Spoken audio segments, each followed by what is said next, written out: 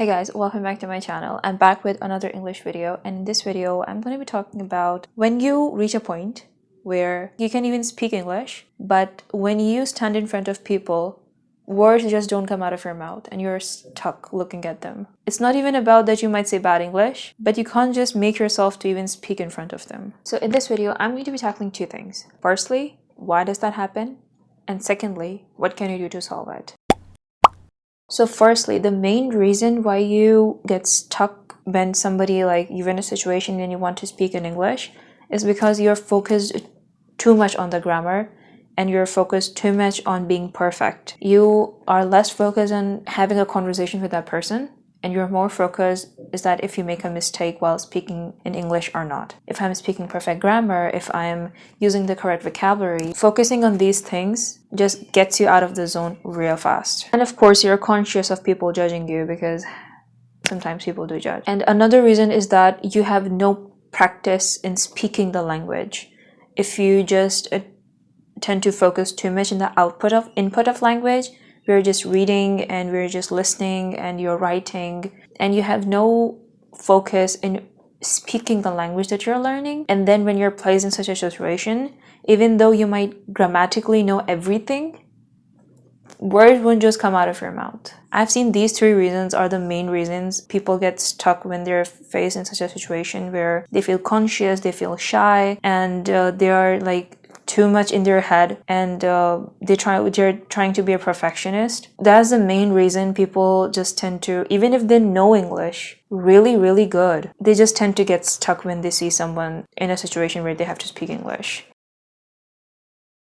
Look, perfectionism will get you nowhere. Seriously, it'll just ruin your whole journey. Okay, so leave that out the door, and here are the few steps that you can take to actually come out of this hurdle and achieve the next step. Okay, first point is don't focus too much on the grammar. Look, grammar is not the main thing. The first thing that you need to do is realize that English is a mean of communication to other person. It's one way to communicate, to understand the other person, and to express yourself to the other person. So that's the main thing why we learn languages. In your forefront, having a conversation with that person should take priority over focusing too much on grammar or on vocabulary and stuff. This is not the main reason, so fix the reason you're using the language for. Another point is that people tend to learn a lot of fancy vocabulary at the start of their journey, and they also tend to use a lot of fancy vocabulary. Both are unnecessary. Okay, if you want to express a liking to something, even like is enough. Keep your vocabulary list as short as possible at the start, because you don't want to use a lot of fancy vocabulary and words. These things are for later if you ever want to learn them. Like and love are good. I love this, I like this. You don't have to I adore this, I enjoy it to the fullest. And like enjoy is also a word, but it's like these are common words. Other than these words, you do not have to read 10 or 50 synonyms of like. No, just like is good. I eat this, I like this, I want this, I don't want this. Just use basic words to express yourself at the start, because what you want to do is talk to another person in the language and express yourself. And for these things, basic words are enough. You don't have to go too fancy. Sorry is enough. You don't have to learn apologize. And there's like various different synonyms of the word sorry. Sorry is good. Keep it simple, keep it basic. Your main focus is to speak to the other person as fast as possible, like achieve that level as fast as possible. Other than learning basic vocabulary, what you need to do is watch casual shows. Two shows that I recommend, highly recommend, is Friends and The Office. Even RM learned English from the Friends, okay? Because it has such a casual way of speaking. Movie is like it ends after an hour or two. And you need like constant English exposure. Now you have to hunt for another movie and then another movie. So if you're into movies, great. But I would suggest you to start a series or a drama that goes on for episodes so that you can focus on the same storyline and watch something, not like, do not watch a show that has too much fancy vocabulary. Watch casual shows like Friends and The Office. They focus on daily life, and hence they have daily sentences that you and me normally use. So that's why Friends is really good, and The Office is also good. Watch these kind of shows where there's a lot of casual vocabulary used, so you can understand and pick up those vocabulary really fast, and before you know it, speaking will become like second nature to you. Another thing that I want to highlight is that if you're cramming in thousands of like vocabulary words and making this huge long list of words that of vocabulary that you might think, okay, maybe I lack vocabulary, that's why I just tend to get stuck when I'm talking to people. No, that's not it. It's not the vocabulary that's making you stuck. It's your own like self-consciousness. Basic vocabulary is enough. And what I've observed is that even if I make long lists of vocabulary that I want to learn, I rarely tend to remember them when I'm talking to people, because I used to get so conscious. So vocabulary words, like learning vocabulary words like this really helps. For now, basic is the way to go until you're able to speak to people without getting stuck and without feeling conscious. When you get over this phase, then of course you have to learn more vocabulary and words. So it's a different game. Of course it's important, but right now we're at a stage where just standing in front of somebody that like talks in English and you're just stuck. You cannot talk. So of course this level is like really basic, so let's keep things simple. Another thing to do is not translate in your head when you're talking to people or even to yourself in your mother tongue. For example, if you're talking in English but now you're stuck, and then for example, if you speak Korean or Japanese, what we have to do is that flip the sentence and then it comes in English, okay? So if it's Korean, you have to just flip the whole sentence and then it becomes the equivalent to English.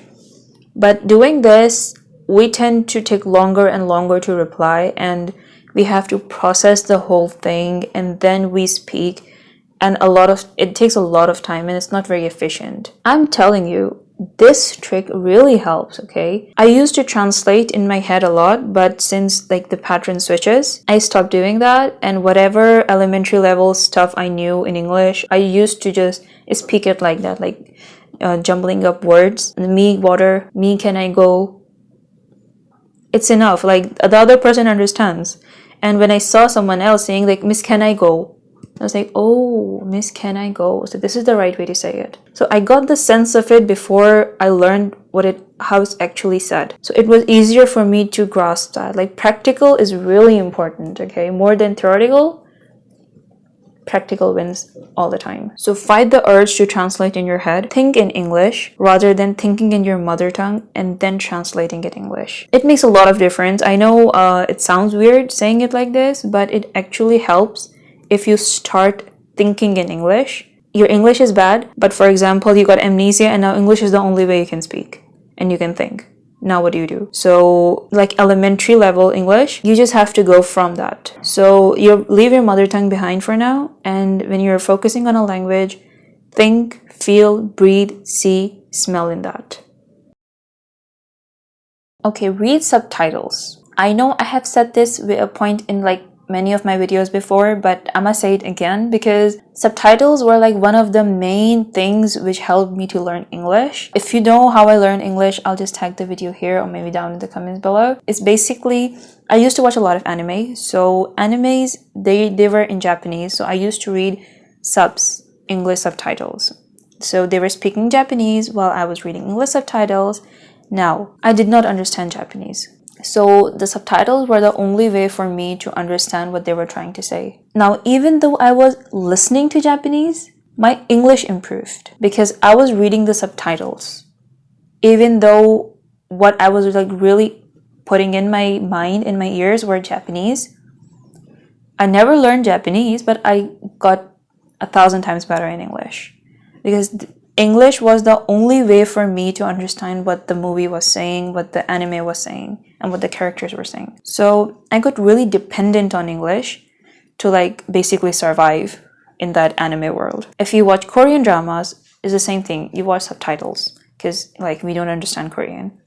So that's why I'm saying subtitles really help a lot, and it's better to watch the movie in another language and making subtitles the only way you can understand that movie. Okay, one last trick that I have for you is to speak the language that you're trying to learn. Okay, speak it in front of the mirror when you're alone in the room, and don't switch to your mother tongue if you get stuck. Fight the urge to switch it to your mother tongue and then you just start saying to complete the sentence, because we do get that urge. So just don't do that. Even if like your grammar is going all over the place, your vocabulary is going all over the place, just keep speaking in English, okay? So that your tongue gets used to the English or the language that you're trying to learn.